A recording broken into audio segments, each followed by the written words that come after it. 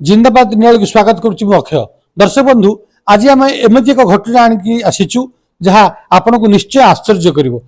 आज प्रसंग हूँ नियारा समाज सेवा आपण जानती जे विभिन्न प्रकार समाज सेवा रही आजिकल समाज रे बहुत लोक देखे हबार समाज सेवा करते आम एभली एक नियारा मनीष पाखे पहुंचीचु जी जहाँ को आपण मैंने जानी किसी लोक जानी किसी लोक जानी नथिबे तांको भल भाव जानी से जने सांबादिक सांबादिकता हूँ कार्य सांबादिक भाव जानती किंतु तांको पछरे आउ एक कहानी लुचि रही आउ एक समाज सेवा नियारा समाज सेवा लुचि रही जहाँ आप आश्चर्य हे आम कहीपर सी प्रतिदिन मुझे साम्यक भाव कहवाक चाहे से आज की 7 वर्ष है कोरोना ठारू 2019 मसीहा ठारू से यही नियारा समाज सेवा चली आसछंती।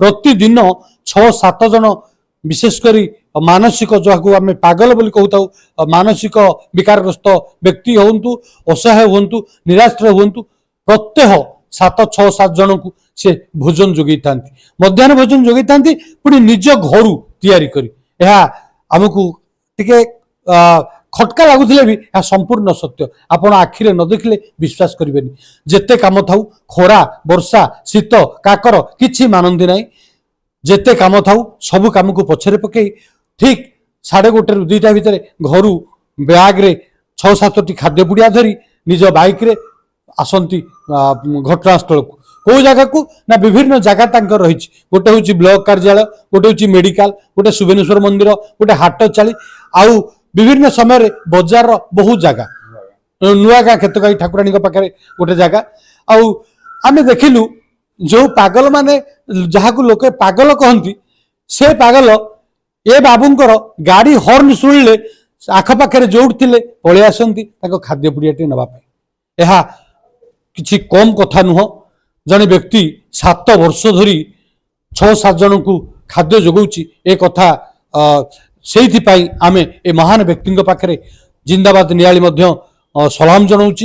आज आम सुजोग पाइचु भेटीचु सुजोग पाइचु किसी आलोचना करने आम सांगे से अच्छा आम आलोचना करवा। आज्ञा आपण को जिंदाबाद पक्षर स्वागत। मो जिंदाबाद चैनल को स्वागत करुच्ची एभली अवन्य अवस्था आपण आसी मो गोटे साक्षात्कार नौ मुझा दवापाई चाहे कहीं ये तो गोटे भगवान को सेवा नारायण को सेवा यहाँ भगवान को सेवा से मुझे चल आउ कौन कह कौन पे आपण ए प्रकार आज 7 वर्ष है केबे आरंभ कले कौन पे मन रे भले आसला।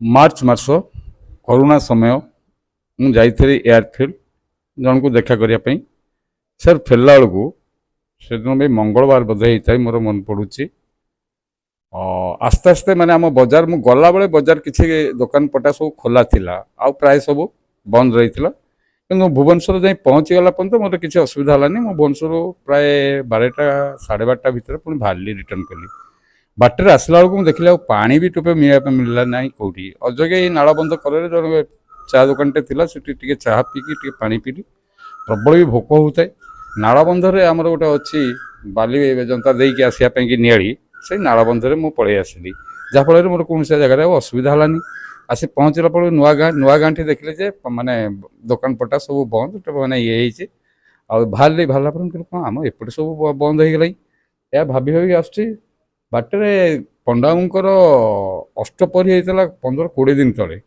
मान मार्च पूर्व अष्टपहरी होता गोटे फंक्शन होता लोक मैंने खाई जो पतर पकई था जो अलिया गदारे से अलिया गदारे से पतर पवन में उड़ी उड़ी जाइए आउ कि पड़ी से समय जड़े तंभाकार पूरा ब्राह्मण लोकटे खोदा गामुछा 2टा पिंधि गोटे पिंधि गोटे कांधे पकड़ गोटे की जमी चढ़ई खाए सेमती कौन गोटे खाऊँगी मुझे गाड़ी थी जाऊँगी देखिली मुझे कौन लोकटा खाऊ कौन बाली खाऊँ या भाविले आ बेसी रिस्क न नहीं कि पुणी मो कर्तव्य स्थल घर को जावाई बाहर पड़ी खाली देखिकी गाड़ी में जाऊँगी तापर सुवनसन को बाना को अनेक मुझे मुंडिया मारे से जगह बाना को मुंडिया मारला पर ये लोक देखुची मु गालू मारिकी पलि आसली मझीखंड छक पर्यंत तापर मत कहीं मोर आत्मा पूरा ये गोटे लोकटे कौन माटी बाली खाऊँ ये जुगे मुझे माने फोन बैक कली बैक कर आसी पचारि प्रणाम कली देखिली जो नैतिक ब्राह्मण पूरा तंबा गोरा गोरा चेहरा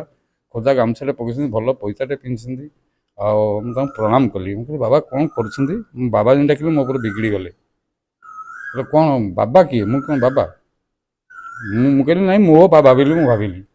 ସେଠି ସେ ଶାନ୍ତ ହେଇଗଲେ। ସେଠି କହିଲେ ଦେଖୁନୁ ଏବେ ବଇଛି, ମୁଁ ଖାଉଛି, ଭୋକ ଜୋର ହେଉଛି। ମୁଁ ଦେଖିଲା ବେଳକୁ ଯେଉଁ ଭାତ ପଡ଼ିକି ଚାଉଳ ଦରେ ହେଇଯାଇଛି, ମାନେ ବହୁତ ଦିନ ପଡ଼ିଛି, ସେ ଗୋଟି ଗୋଟି ମାନେ ଚଢ଼େଇ ଖାଇଛନ୍ତି, ଆଉ ଯାହା ରହିଛି ସେ ତାକୁ ଗୋଟି ଗୋଟି କରି ଖାଉଛନ୍ତି। ମୁଁ ସେ ତାଙ୍କୁ ଧରିକିନି ତାଙ୍କ ହାତଟା ଧରି ପକେଇ ମୋର କାହିଁ ଆତ୍ମା ହେଲା, ମୋ ଲୁହ ପଳେଇ ଯାଉଛି। ଦେଖିଲା ବେଳକୁ ଲୋକଟାକୁ ଦେଖିଲା ବେଳକୁ କାନ୍ଦ ବି ପଳେଇ ଯାଉଛି। ତାଙ୍କର ବି ସେଇ ଅବସ୍ଥା, ମାନେ ଭୋକରେ ସେ ଏତେ ଆକ୍ରାନ୍ତ ହେଇଛନ୍ତି, ମାନେ ସେ ଯାହା ପାଉଛନ୍ତି ତାହା ଖାଇଯାଉଛନ୍ତି। କହିଲେ ଆଜ୍ଞା ଆପଣ ଟିକେ ଆସନ୍ତୁ, ଏଇଠି ବସନ୍ତୁ, ମୁଁ ଖାଇବାକୁ ନେଇକି ଆସିବି। ନା ତୁ ଖାଇବାକୁ ଦେବୁ? ମୋତେ ଏଇ କୋଶ୍ଚିନ୍ ଭସ୍ କଲେ। ମୁଁ କହିଲି ହଁ ଆଜ୍ଞା ଦେବି। ନା ମିଳିବନି। ମୁଁ କହିଲି ନା ଆଜ୍ଞା ମିଳିବ। ଏବେ ମୁଁ ଆଣିକି ତାଙ୍କର ଯେଉଁ ଏଇ ବଜାର ଉପରେ ବିଚି ଭାଇନାଙ୍କ ପିଣ୍ଡା ଉପରେ ତାଙ୍କର ବି ବାଡ଼ ବନ୍ଧା ହେଇଯାଇଥାଏ, କିନ୍ତୁ ସେ ହରଚଣ୍ଡୀଙ୍କ ପାଖରେ ବସେଇଲି। କହିଲି ବାବା ଏଠି ଆପଣ ବସିଥାନ୍ତୁ, ମୁଁ ଯାଉଛି ଖାଦ୍ୟ ନେଇକି ଆସୁଛି। ସେ ବସିଲେ। ମୁଁ କହିଲି ମୁଁ ମନରେ ଭାବିଥାଏ ଯେ ନିଆଳିରେ ହୋଟେଲ ତ ଖୋଲା ଅଛି, ଯେଉଁ ହୋଟେଲରୁ ଗୋଟେ ମିଲ୍ଟା ଆଣିକି ବାବାଙ୍କୁ ଦେବି। ମୁଁ ଦେଖିଲା ବେଳକୁ ନିଆଳିରେ ଆମର ବି ହୋଟେଲ ସବୁ ବନ୍ଦ, ଜଳଖିଆ ଦୋକାନ ବି ବନ୍ଦ, କିଛି ନାହିଁ। ମୁଣ୍ଡରେ ଗୋଟେ ଭସ୍ କିଣି ଆଇଡ଼ିଆ ସେଇ ଠାକୁର ପୁରେଇଲେ। ତୋ ଖାଦ୍ୟ ବା ଥୁଆ ହେଇଛି, କାହିଁକିନା ବାବା ଇଆଡ଼େ କହୁଛନ୍ତି ତୁ ଖାଦ୍ୟ ଆଣିପାରିବୁ ନାହିଁ।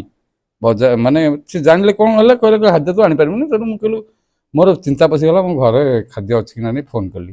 କହିଲେ ହଁ ତମ ଖାଦ୍ୟ ଥୁଆ ହେଇଛି। ମୁଁ କହିଲି ଗୋଟେ ଜରିରେ ପ୍ୟାକ୍ କର, ଏମିତି ଘଟଣା ହେଇଛି। ନା ହଉ ତାହେଲେ ତମେ ଅଲଗା କ'ଣ ଖାଇଦେବ, ତମେ ମୁଁ ପୁରେଇ ଦେଉଛି, ତମେ ନେଇକି ଆଗେ ତମକୁ ଦେଲ।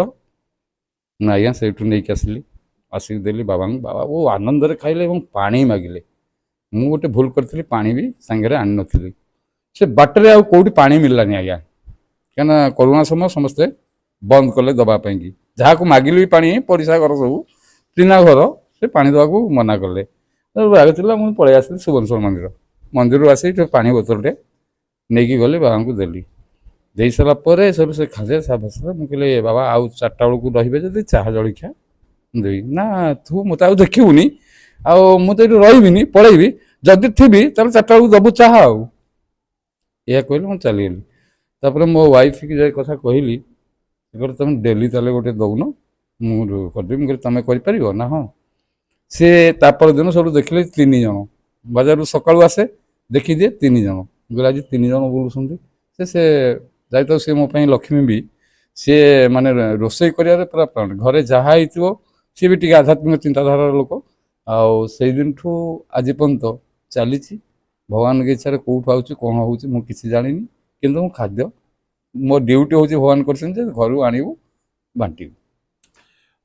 ଆପଣ ଶୁଣୁଥିଲେ, ଆଖିରେ ଲୁହ ଆସୁଥିଲା ଯେ କିଭଳି ଭାବରେ ଜଣେ ବ୍ୟକ୍ତି ଅଇଁଠା ପତରରୁ ନିଜର ଖାଦ୍ୟ ସଂଗ୍ରହ କରୁଥିବା ବେଳେ ନିଜ ଦେହ ସହିଲାନି, ସେ ନିଜର ଖାଦ୍ୟକୁ ଆଣି ତାଙ୍କୁ ଦେଇ ଆତ୍ମସନ୍ତୋଷ ଲାଭ କରିଥିଲେ, ଅନ୍ୟ ଜଣଙ୍କୁ ଖାଦ୍ୟ ଦେଇ ସେ କଥା କହୁଥିଲେ। ତେବେ ଆମେ ତାଙ୍କ ସହ ପୁଣି ଆଲୋଚନା କରିବା। ଆଜ୍ଞା ଯେତେବେଳେ ପ୍ରତିଦିନ 6-7ଟି ମିଲ୍ ହେଉଛି, ସେଥିରେ ଆପଣଙ୍କ ପତ୍ନୀ ରୋଷେଇ କରି ଦେଉଛନ୍ତି, ସେ ଏ ନେଇ କିଛି ଭାବନ୍ତିନି, ବ୍ୟସ୍ତ ହୁଅନ୍ତିନି? ସେ ବହୁତ ଖୁସି ହୁଅନ୍ତି, ସେ ମୋ ଖୁସିରେ ଖୁସି ହୁଅନ୍ତି। ସେ କୁହନ୍ତି ଆମେ ଯେମିତି ମଣିଷ ମଧ୍ୟ ସେମିତି, ମୋତେ ଟିକେ କଷ୍ଟ ହଉ କିନ୍ତୁ ମୁଁ ରୋଷେଇ କରି ଦେବି। ଆପଣ ପ୍ରତିଦିନ ଏଇ ମଧ୍ୟାହ୍ନ ସମୟ, ଆଜି ଖରା ହଉଛି, ପ୍ରଚଣ୍ଡ ଖରା, ପୁଣି ବର୍ଷା ସମୟ, ଯେତେବେଳେ ଆପଣ ପ୍ରତିଦିନ ଯେତେବେଳେ ଆସୁଛନ୍ତି, ଆପଣଙ୍କୁ କଷ୍ଟ ଲାଗେନି? ବହୁତ କଷ୍ଟ ଲାଗେ, କିନ୍ତୁ ଆନନ୍ଦ ବି ଲାଗେ। ଆଉ ସେ ଯେଉଁ ଆନନ୍ଦ ଲାଗେ, ସେ ଆନନ୍ଦ କହିହେବନି, କେତେ ଦିନ ପର୍ଯ୍ୟନ୍ତ ଏଇ କାମ ଚଲେଇବେ? ଭାବୁଛି ଯେତେଦିନ ପର୍ଯ୍ୟନ୍ତ ମୋ ହାତ ଗୋଡ଼, ମୋ ସ୍ତ୍ରୀର ହାତ ଗୋଡ଼ ଚାଲିଥିବ, ସେତେଦିନ ପର୍ଯ୍ୟନ୍ତ ଭଗବାନ ଆମକୁ ଚଲେଇଥିବେ, ଆମେ ଚଲେଇବୁ। ମୁଁ ବେଳେବେଳେ ବି ମୁଁ ନଥାଏ, ମୋର ତ ସାମ୍ବାଦିକ କାମ ବହୁତ ଆଗକୁ ପଳାଏ, ଏବଂ ଆଉ ଜଣେ ଇନକମ୍ କାମ କରୁଛି, ଗୋଟେ ସାଇଟ୍ ବିଜନେସ୍ ବି କରୁଛି, ଟାଟା ଏଆଇରେ ଟିକେ କାମ କରୁଛି, ସେଠୁ କିଛି ପଇସା ପାଉଛି। ଆଉ ସାମ୍ବାଦିକ ତ ସେତେ ପଇସା ନାହିଁ, ସମାଜର ସେବା କରିବା କାମ। ତେଣୁକରି ଦୁଇଟାକ କାମ ମୋତେ ବସେଇছে, ଏବଂ ମୋତେ ବହୁତ ଖୁସି ଲାଗେ। ମୋତେ ଲୋକଙ୍କୁ ଖାଇବାକୁ ଦେଇସାରେ, ମୁଁ ଏବେ ବି ଖାଇନି।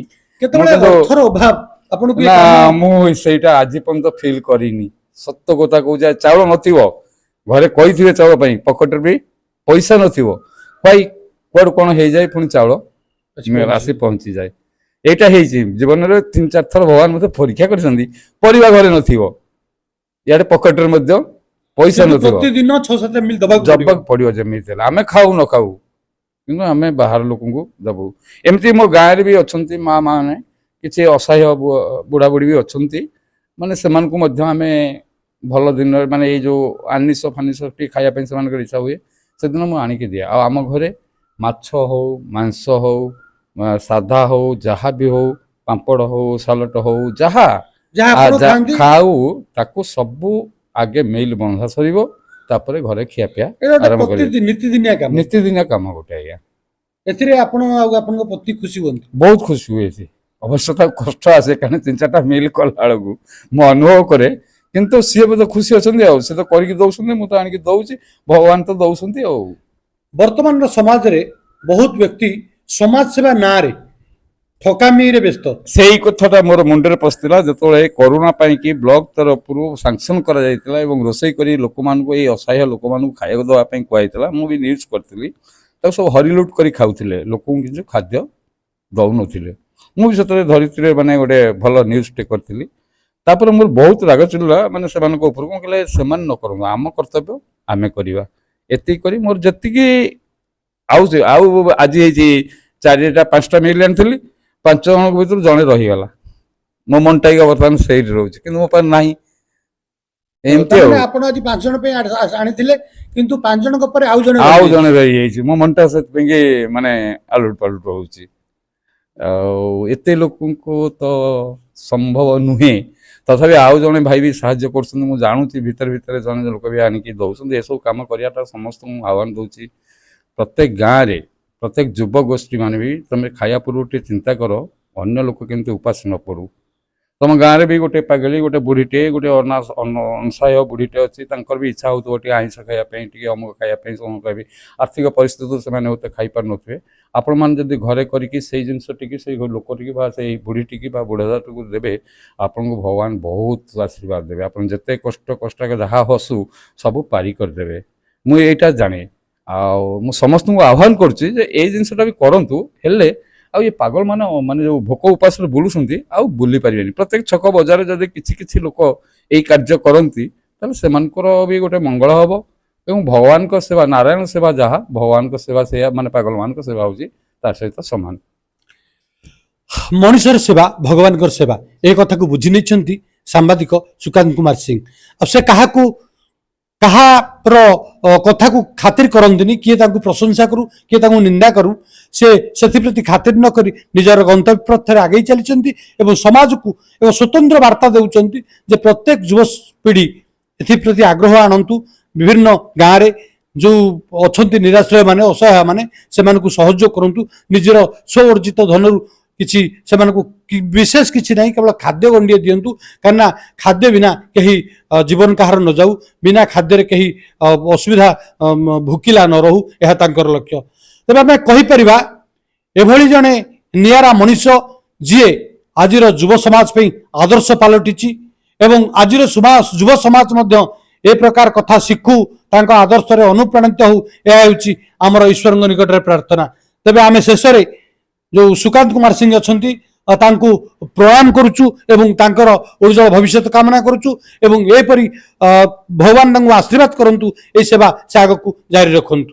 ନିଆଳିରୁ ସନ୍ତୋଷ କୁମାର ବାରିକ, କବି ପ୍ରସାଦ ମହାନ୍ତିଙ୍କ ସହ ଅକ୍ଷୟ ସେନାପତି, ଜିନ୍ଦାବାଦ ନିଆଳି।